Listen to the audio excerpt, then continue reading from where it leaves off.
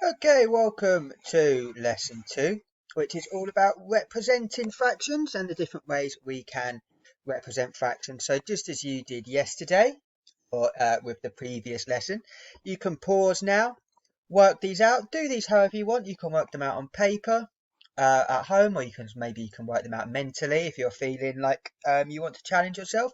Whatever way is fine, and then go over to the arithmetic uh, piece of work, the Google Doc, where you are doing your daily arithmetic, and have a go at these 3 questions. So put them into lesson 2, questions 1, 2, and 3. You can pause that now and take as much time as you need. Try to limit yourself to about 3 to 5 minutes if possible.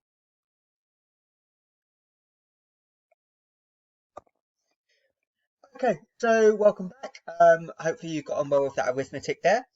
If not, remember there's always arithmetic help and the maths revision that has been live since December. If there's anything that you are struggling with, be it place value, multiplication, or division, do go and watch those Khan Academy videos that we've uploaded. Or, of course, if you're not sure what it is that you need to look for, you can always ask myself or, of course, Miss Lobo. As you can see in this lesson, we are writing, naming, and representing fractions. So today we really keenly need to work on this key vocabulary. Okay, in particular, I want you to have a think about denominator, numerator, parts, and equal parts, and area.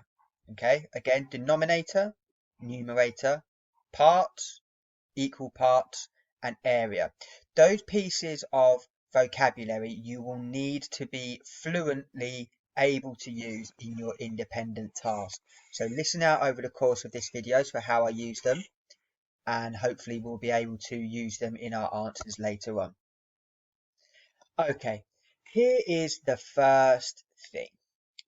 Which of these shapes has been divided into 4 equal parts? Now you can see the key bit of that question there is equal. Now many of them have been divided into 4 parts, but are those parts equal?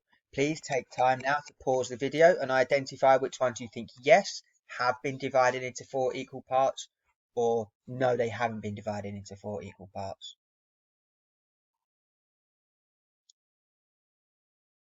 Okay, welcome back. Some of them which I would like us to have a go at, discuss, and some of them we will leave for a little bit later. But hopefully you are able to identify some of them which have been split into 4 equal parts. For example, this one here in the bottom left, you can see each of those segments is exactly the same.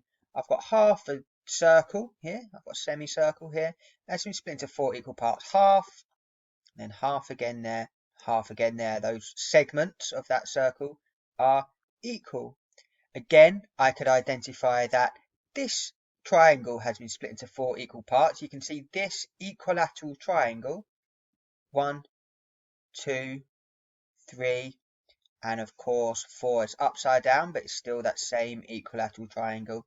Again, probably the most standard representation of a circle split into 4 equal parts here.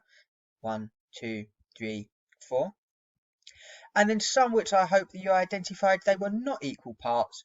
For example, this right angle triangle here, you can see this segment, for example, is much larger than this segment. So whilst it has been split into 4 parts, 1, 2, 3, 4, are those parts equal? Looking at them, is that part, does it have the same area? Is it the same size as that part? And if you're never sure, you can always think to yourself, well, if I had a piece of chocolate that was this big and I was splitting it 4 ways, would I be just as happy to get that bit as I was to get that bit? Or do you think if you gave one person that bit, one person that bit, one person that bit, and one person that bit, you can see that one person is getting far more of it than this person here. These two, 1 and 2, we are going to look at now in some more detail. So here is something that you can do if you are able to.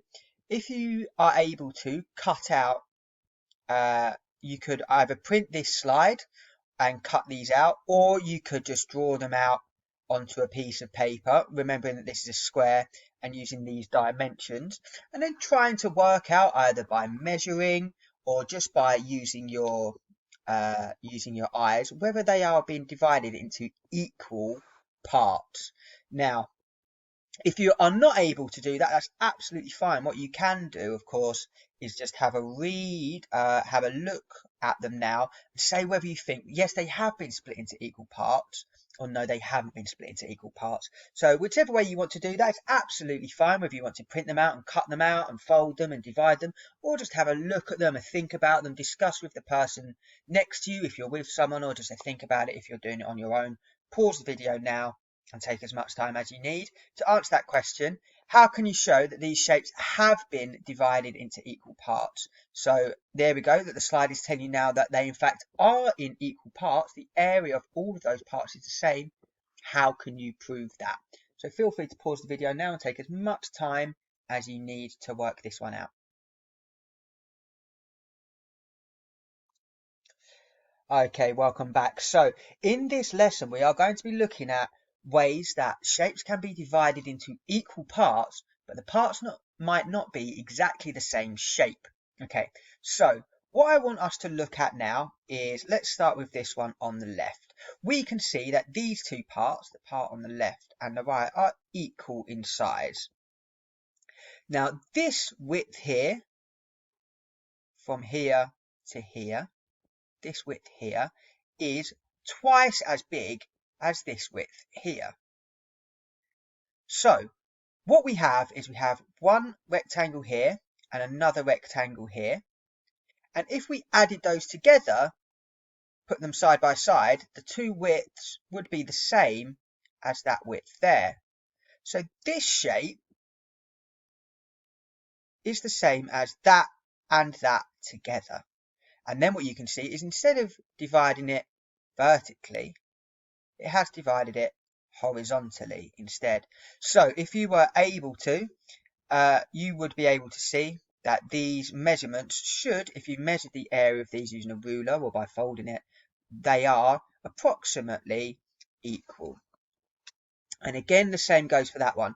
This whole square here, we can think of it as being divided in two here. So this rectangle, this top bit, is the same size as this bit here. This one has been divided straight across in two, and this one has been divided by diagonally in two. But there are many ways we can split a rectangle into equal parts. Okay, so I hope that you can see that this one's been split diagonally, and then across here it's been split in half. Like I said, it would be easier if you were able to cut these out and try and manipulate them yourself. But if you weren't, hopefully you can see that from what I've just explained. Okay, so moving on now to your independent task. So for your independent task, you will be identifying what fraction of these shapes has been shaded in grey, and then you will be explaining how you know that clearly.